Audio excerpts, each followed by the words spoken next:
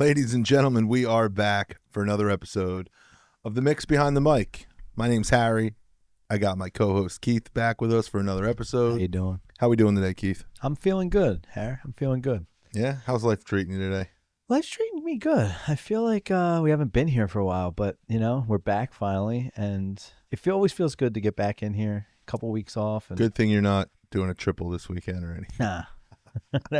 Last week was rough. I That's just did a nothing. triple, and it felt, once you get through that, though, that first night of, that Friday, then you work Saturday, then you work Sunday, you get done, you're just like, that little breath of I relaxation. feel as the business owner, I don't normally say this when I say, God, I'm so glad I don't do that anymore. I'm just kidding, kind of. Nah, I get it. But again, I mean, it's, we have 2 months of hell, essentially. September and October is insane. And, obviously you're going to coast and cruise for a couple months after this. But, I joke and say, like, I was talking to someone the other day doing a consult, and I was always like, listen, I never rush people.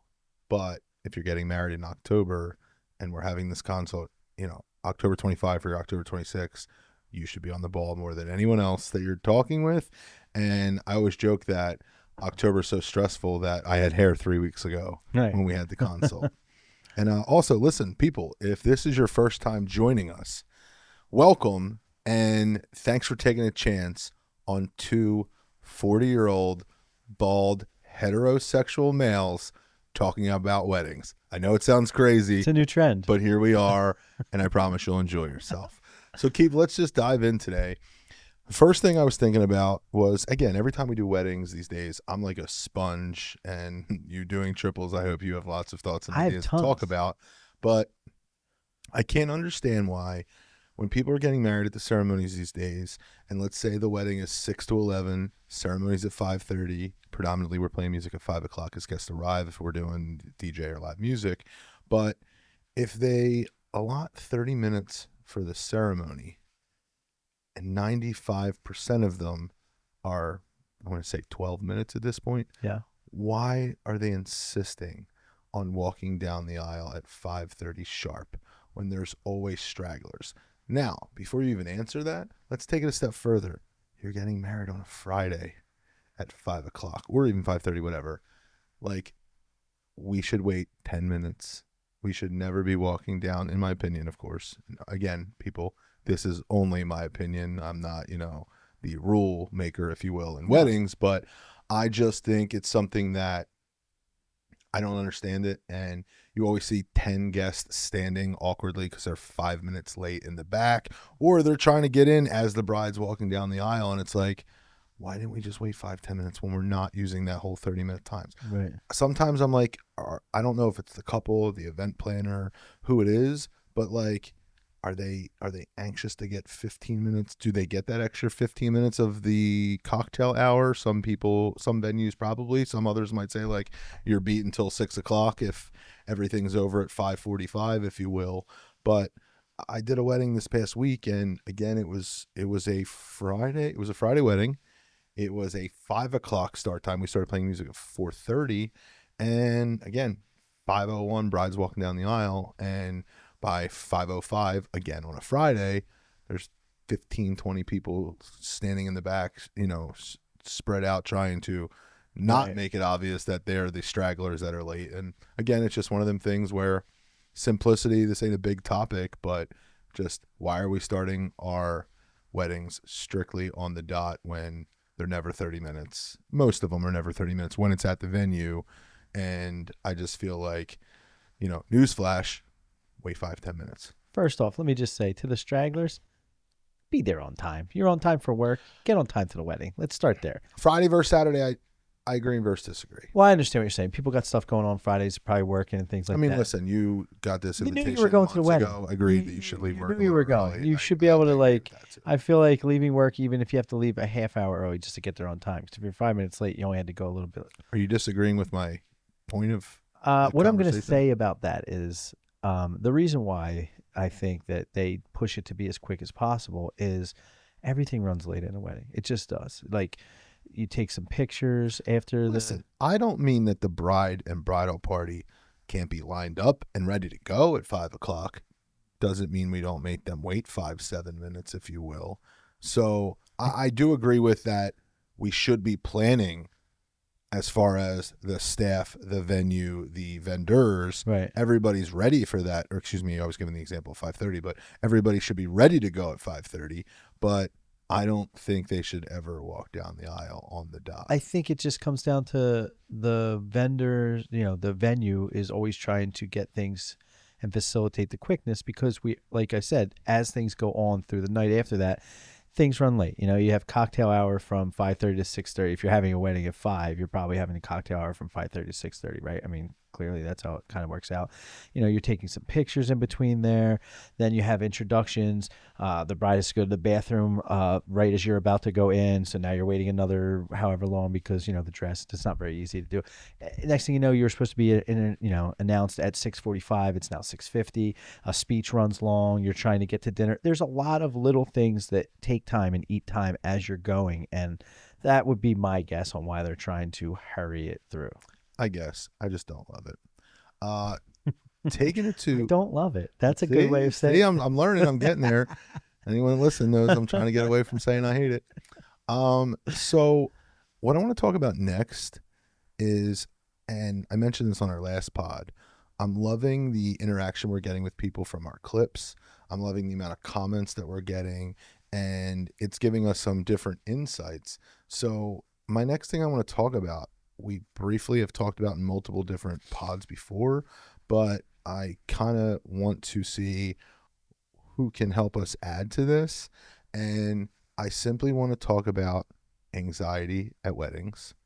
And when I do consults, when I talk about photography specifically, a lot of times I always say, we do an engagement session. And one of the first things we want to learn in that engagement session is, what is your anxiety level?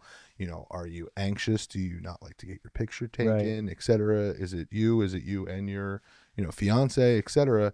And I thought it was just a good idea to talk about some things that can help someone that's planning their wedding that is overwhelmed, that little things they can do to make things more tolerable. I don't know if that's the word I want to use, but I guess with anxiety, you want it to be easygoing for a day that's going to be overwhelming. If you're going to be anxious and you're an anxious person, I think tolerable is not the worst word to use, because obviously they're going to be anxious no matter what, if that's the type of personality. So the first thing that I mentioned, and we've talked about first looks multiple times on the pod already, and again, I'm a massive believer in first looks, but the anxiousness, the anxiety, bride and groom seeing each other walking down the aisle for the first time can be overwhelming if you have 200 eyes watching you. Right. 400 eyes, if we're saying 200 guests, if you will. But that's one thing. If we talk about doing the first look, and again, as an officiant myself, when we do weddings, I give them a script.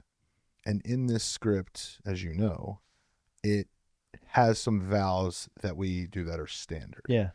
Respectfully, and no disrespect to anyone that's ever done it this way with us, but I always prefer them to do their own because it's more real. It's more, you know what I mean? Like it's what's the word I'm looking for? It's authentic. Great word. And it's personalized. Actually, that's the word I think I was looking for. Personalized. I like authentic better. So, okay. To each their own. But this goes into, if you're doing a first look, I think there's something really cool about doing private vows where you did write something personalized or authentic. And, put it this way. You want to write something authentic to your wife and express how much she means to you. How different is that between the two of you at a first look versus in front of 200 guests? Massively different, in my opinion. Totally. Because I'd probably say some stuff, I don't want to say behind closed doors, but just at the first look, maybe it's the photographer, parents, etc., but it's the absolute minimum versus all your friends and family. Right. So again, doing the first look, doing private vows, we mentioned this recently too, but like private cake cutting is the same thing, taking the anxiety out of things. But something I'm seeing a little more now too is, and again, this is the beauty of 2025. This is the beauty of people doing things their way, how they want. I've seen a lot more recently where, and I'm curious if you have, where couples are doing their first dance and 60 seconds max into the song, they're inviting everybody to come up and dance with them and get on the dance floor. Right. And, you know, I've personally never done the first dance yet, if you will, but everyone always tells me that 3 to 4 minutes feels like an eternity during their first dance with 200 people on them, especially if they have any anxiety issues. And, you know, I just think that's another one little thing of easing their mind. You know, we talk about making the first dance and parent dances shorter, and, you know, maybe if that's like, oh, they're like, we for whatever reason they feel like they can't shorten it, maybe it's that much easier when they invite all of their guests out. And if they are to do that, this is normally where they're already at least like, or maybe, you know, the DJ is already prepping the bridal party, like, hey, by the way, just so you know, we're inviting, you know, couples out to join them in their first dance. We'd really appreciate if the bridal party took that initiative and got right up, because that'll get everybody else to kind of get up. I'm editing a video right now, which I have a couple backlog, but the one I'm finishing up now, that's how they did their first dance. They didn't Now, even from the jump. From the jump. That's what I was that about was to my say. question. I've never done that. They didn't even have introductions, and I think this comes into the anxiety thing like you're talking about. I think they were just one of those couples that they don't want to make a whole big thing about them. They, you know, even if it's not just anxiety, some people just don't, they know it's their day and they know that people are there for them. At the same time, they don't have to have it all right on them like that. So right. And they just, everybody got up, danced all at the same time. And as the videographer on this, I'll say I didn't love it, only because it was very shots. Like, it's hard for me to get intimate moments. Exactly. Like, if you did, you're in their face. I have because a clogged dance floor where I tried to get them, and I mean, you'll see the video when I'm done soon. Like, it's not going to be bad because that's what they did. So that's the thing about video, right? That's what they had at their wedding. It's hard for me to, I mean, that's what they did. Right, so right. I can only put on there what they chose to do. No, so and they'll love it, I'm sure. But, you know, as a videographer, sometimes I you know, have an idea. I honestly feel like there's probably way more things in this topic of little things that people can do. And this is again where I love the comments. We make some clips. Yeah. I want to see other people, like, you know, this is about me and you talking about this stuff, but I really think now that we're getting a lot of chatter in, you know, the reels and stuff that we're posting, I feel like Brides Helping Brides is also something great. Totally. With us being able to get more content out, but more great suggestion ideas for people in this situation.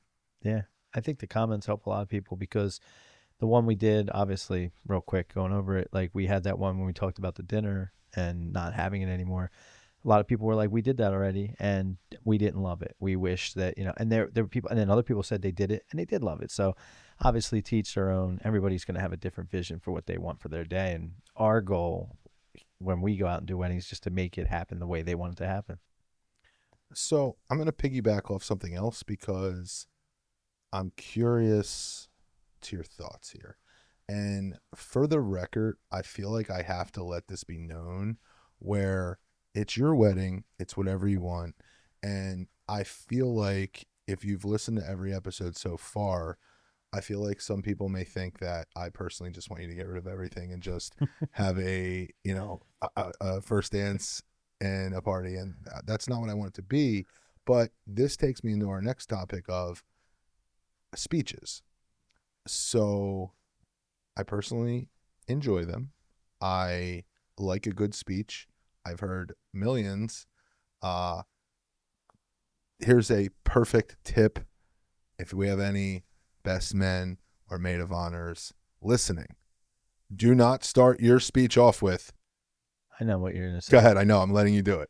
For those of you that don't know me, it's the most overplayed line in every speech. Part of the reason I'm bringing up the speeches has nothing to do with the anxiety aspect, but let's go there first. Doing speeches is that much more of a center of attention.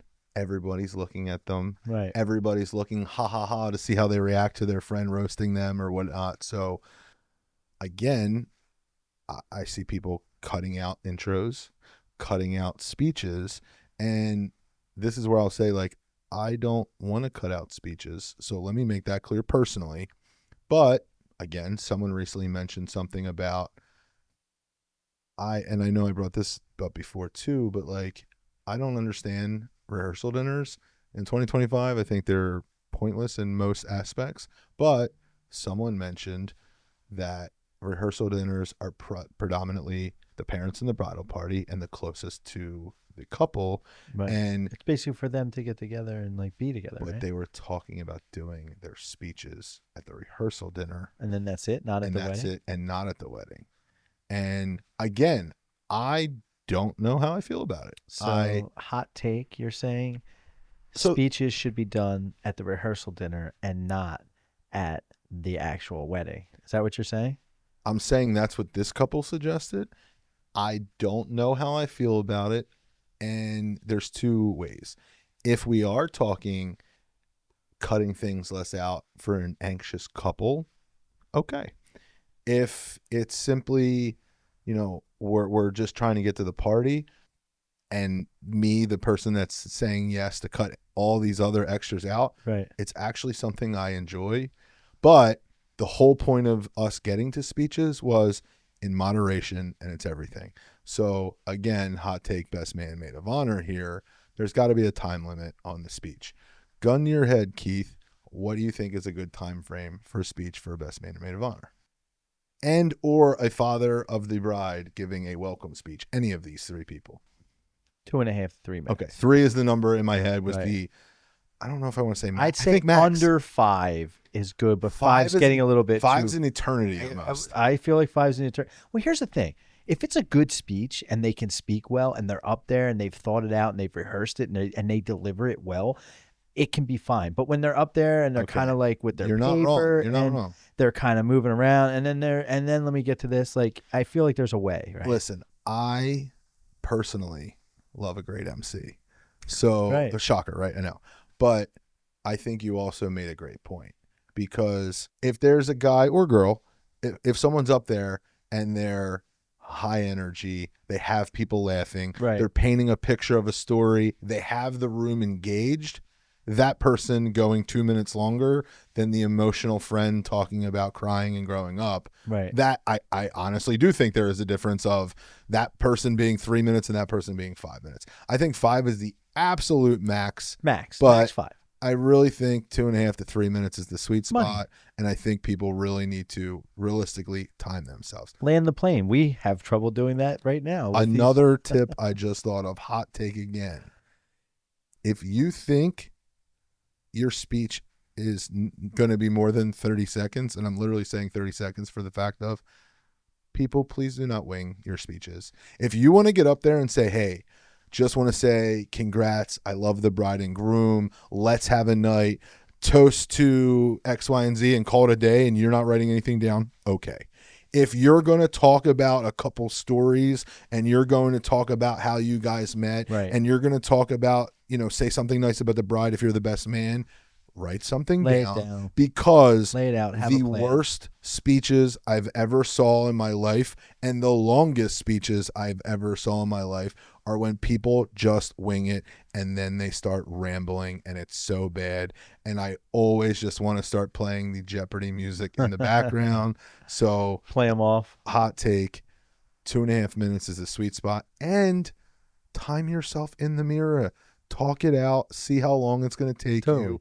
And I always think you should do it in front of a friend just for their feedback. And And honestly, nowadays you can even put your camera up, record yourself doing it, and just watch yourself back and get an idea, right? as king of ChatGPT, Is that me or is that you? you, not me, but I really do want to start learning more. It's like on my goal of 2026. It's on my bingo card.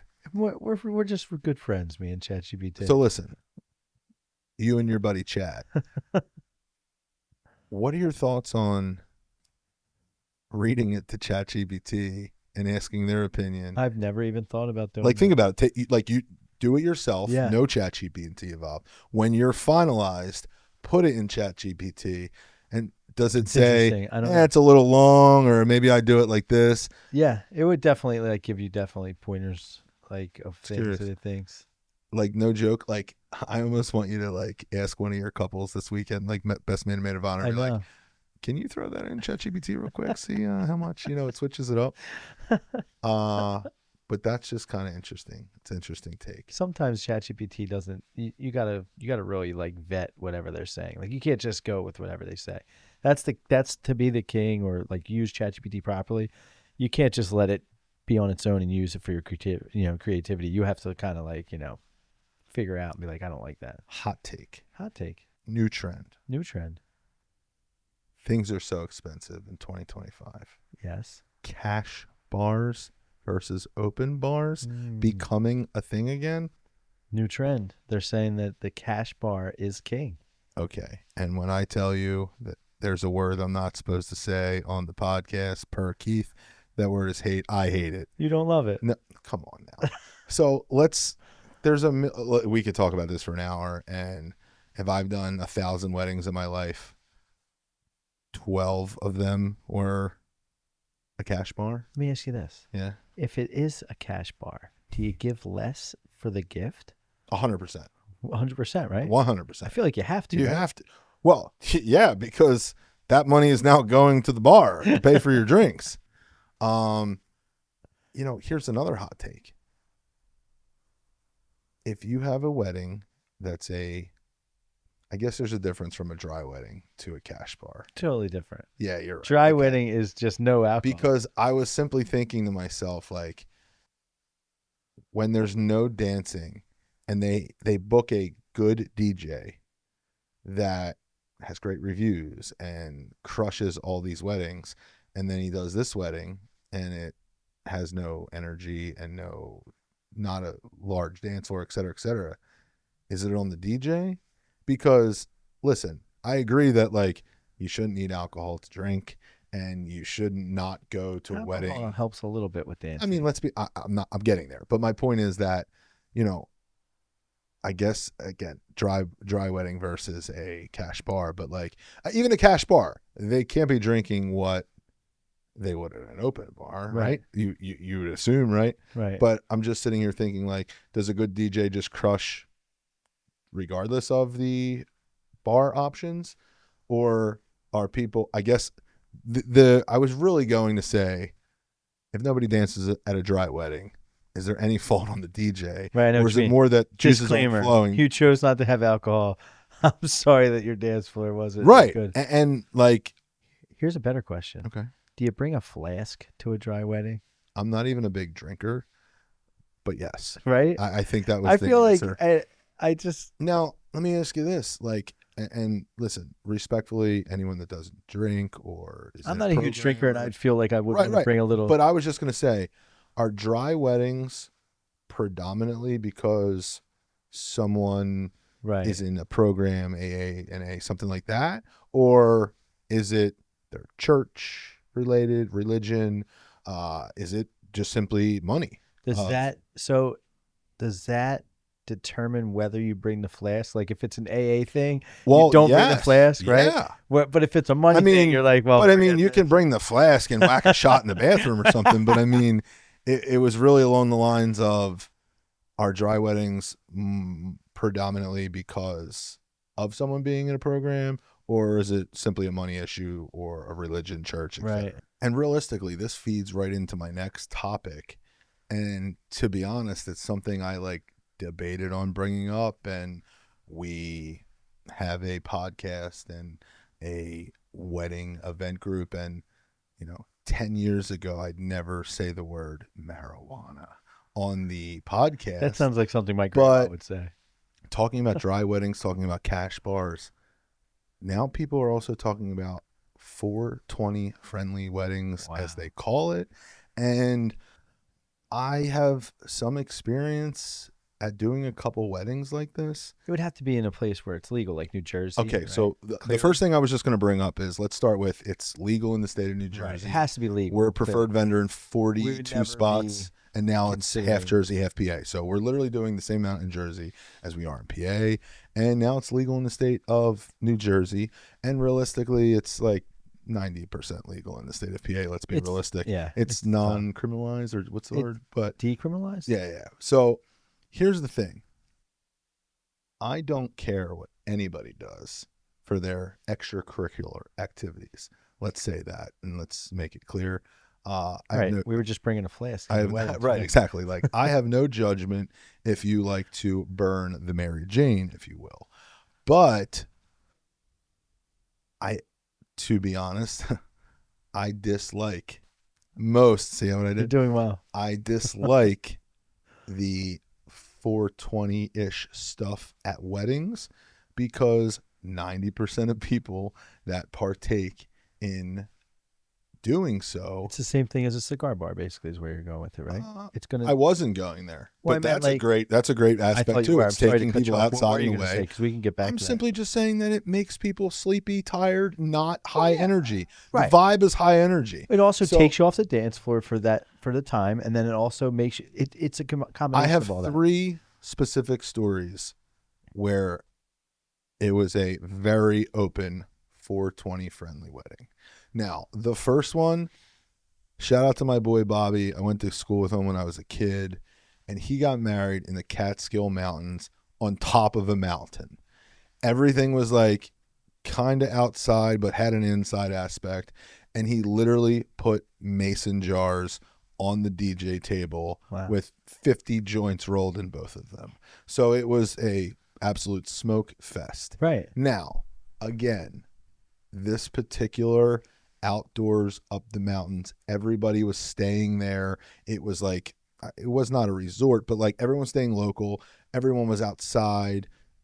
I'm actually baffled that I remember it being a really solid dance floor, Yeah. but it's something where normally the weddings that have outside vibes and there's bags and cornhole and different things, people are like spread out. Don't have a very good dance Right. floor. And that was my first experience. And this was, I'm almost guessing, BC, before COVID. I want to say it was like 2019. And I was like, wow, this is actually awesome. Like, is this going to be the new trend? Right. Again, this is 6-7 years ago, and I don't think it was legal in any of these states at the time. But, Right. so I'm like, wow, this is cool. This is different. The next 2 post COVID that I did that was like this was now going back to something similar to Cigar Bar. Everyone was all about it. Everyone was outside the whole time. It was in a ballroom inside. There was no one there. There wasn't a lot of dancing. The place reeked like, that skunk smell, if Yeah. you will. And there was just no energy. So expectations versus reality, it's legal today. And it's definitely around more, especially at weddings and stuff. But if you talk to us in your consult again about high energy vibes at your wedding, and everybody's stoned and Right. crushing the dessert bar and glued to their seats because they're in a coma, you're not going to get that same aspect of I guess things. here's another good, like, what's your choice kind of a thing, playing off of what we just talked about for the last, 20 minutes, is what's your feeling, 420 or alcohol at the wedding? Like, what is the better, not even vibe, but like, what's your choice? I think even though I'm not a big drinker, I'd still probably go with the alcohol. I mean, I feel like you have to. And again, let's condone, is that the right word? I think condone's good. That, condone? like, I don't want to say that you need alcohol or Any of that. any of it. I think I say that because, again, I don't want it to be a dry wedding, let's be honest. But again, to each their own, what your party pleasure is, if you will. But Party it's just one of pleasure. them things where expectations versus reality. Yeah. You're getting married in Jersey. You are an avid smoker, and you have a lot of friends or family that you think will want to partake. It'd be cool. You Let's have light a one up. 420 friendly wedding. And maybe it is their vision of it's like a cigar bar, but not. Right. Where again, we already know how I feel about cigar bars, where you're taking away from the dance floor and the vibe and the energy, and That's the same thing that 420 probably yeah. gonna do. No. You know what's funny? Side note, wedding I was at the other day, we were leaving and I saw a jacket hung up on like the wall of jackets as we were going out the back door, and it said, "I'm blunt because that's how God rolled me." And it had a little weed leaf on the back of the jacket. Somebody This was like in the I back think of the it jacket. was, yeah, it was on the jacket, but it wasn't a guest. It was hanging up somewhere. Like that was one of the workers at the venue Oh, had okay. that. Yeah, wasn't a Don't guest. mention a venue then. I'm just kidding. Uh, My final take for today's pod is uplights at venues. And if you don't know what uplights are, they're lights that are set up around the room to create the word I only use when I talk about uplights is ambiance. And respectfully, any venue that has plug-in uplights, respectfully, are probably trash. They're probably a C plus, B minus value of brightness and what you can do. And I always try to be blunt with couples and say, like, I really think there's a massive difference with getting uplights through us, or not even us, but most vendors today, if they're quality, have wireless uplights. right. And they can be any color, the spectrum you want. But more importantly, because they're wireless, you can do multiple things. When you get them at the venue, they're one color. That's it for all night. You're never changing it. We can change it for the intros. We change it to, spice things up where the whole room's changing colors when we open up the dance floor. And I just think there's a massive difference. And again, most couples don't know this stuff. I really love when I try to be as thorough as I am with people that there's a massive difference of our uplights versus the venues. And a lot of people, I think, get the concept when I show some example videos and whatnot. Now, full disclaimer, if you're getting married in a nice venue that has uplights built into the walls, Chess Cafe, Marion, Mansion on Main Street, like these kind of places, I'm not talking about. I'm talking about the venues that have them, that they plug them into the walls, are complete different than the kind that we use. And I just think it's something that a lot of people don't know about or think about when they're talking about lighting. And again, hot take people, like lighting is massive at weddings, setting the ambiance. And I actually think our very first podcast, we talked about the beautiful banger, which is ambiance early, beautiful, elegant early, and then high energy banger at the end of the night. And that's what these uplights kind of do. I always say that if you don't have uplights or you're not spending some of your budget on some type of lighting that really makes the whole place like pop, you're just kind of missing an opportunity. I literally tell people that I think 7 out of 10 people that book a DJ with us get uplights. I can notice the difference in the 3 out of 10 that don't. I hate the rooms. Oh my God, did I just do it? You did it. You hate the rooms. Go, finish the sentence. I don't like the rooms that don't have the uplights in them. Like, you could see such a difference. Like, you put uplights in the same room, and I mean, it's not even that expensive to throw some uplights in. It's like not. It's not a huge expense. There's some rooms that you're like, uplights would be great. There's other rooms where I'm like, oh my God, open dance floor, end of the night vibes. It's just like, God, it would be so drastically different if they had the uplight thing in there. And, quick example, we charge less for uplights at a wedding than we do for a photo booth. And I'm telling everybody, get uplights before getting a photo booth at your wedding. It's going to make a difference. Just get both. And I'm making nothing off that. I'm just telling you. Thanks, from like a appreciate it. But I think it's, I never not want to tell people to get something that they want, like a photo booth. But, we just bought another one a couple weeks ago. Yeah. So I don't want people to stop getting photo booths. I just simply want people to budget better with getting the other things. The vibe of uplights is just the whole room. You walk in, you're just like, wow. Your guests are like, wow. It's just, like I said, it's a missed opportunity if you don't just throw them in there, because people just don't. People hear it like lighting, they're like, I don't care about that. You don't realize it until you see it. If you see the visual representation, you'll want them. You know what I just realized? What? We're going to end this pod right now. Yeah. And I just realized that when it goes live, I'll be in another country on a beach, living it up. And I'll be at a wedding, DJing a wedding with Corey Oates. Shout out to Corey in Punta Cana. And as soon as we come back, Corey's coming on the pod to talk about his experience. That. I can't wait. Super excited. Keith, appreciate you. Enjoy your triple this weekend. Can't wait. And I was told no Sundays, and it seems like a lot of Sundays. Yeah. Minimal Sundays. At least in the Thursdays and Sundays happen fall. In the fall. We'll see you on the next one later. All right.